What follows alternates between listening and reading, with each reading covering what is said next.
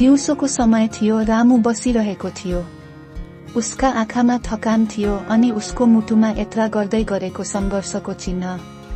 ती रामुको जीवनका विभिन्न पलहरूलाई सम्झाउँदै हामी अब सुरु गर्नेछौँ एक कथा जसले जीवनको महत्त्वपूर्ण शिक्षा दिन्छ। कसरी एक व्यक्तिले आफ्नो सङ्घर्षलाई शक्ति बनाएर असम्भवलाई सम्भव बनाउँछ। रामु एक सामान्य परिवारको बच्चा थियो। उसको बाबुआमा मेहनती थिए, तर वित्तीय स्थिति कहिल्यै राम्रो थिएन। उनीहरूलाई कहिल्यै राम्ररी तलब पाइँदैनथ्यो।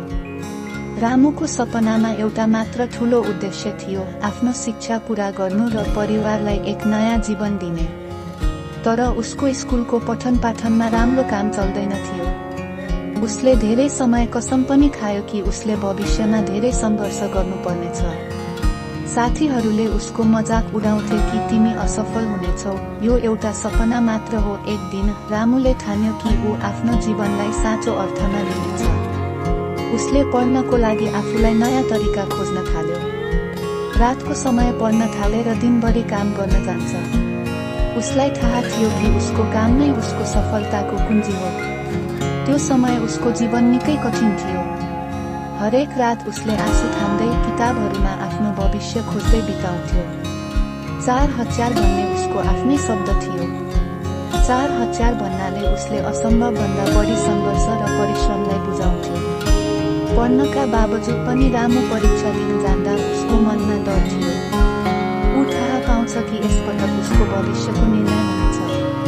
त्यसैले ऊ आफ्नो सामर्थ्यलाई र सङ्कल्पलाई जागरुक बनाउँदै परीक्षा दिन जान्छ। परीक्षाफलको दिन रामु डरको बीचमा परीक्षाफल हेर्न जान्छ। जब उसले अङ्कपत्रको परिणाम देख्यो, उसको आँखामा आश्चर्यजनक खुसीको अंश देखिन्छ। उसले 400 अङ्क प्राप्त गरेको थियो। यसले मात्र उसलाई होइन, उसका परिवारलाई पनि गर्वको भावना दिएको थियो। रामुले सोचेको थियो कि शिक्षा र सङ्घर्ष नै उसको लागि साँचो सफलता हो। यसले उसको जीवनलाई मात्र परिवर्तन गरेन, परिवारको जीवनलाई पनि नयाँ दिशा दिए।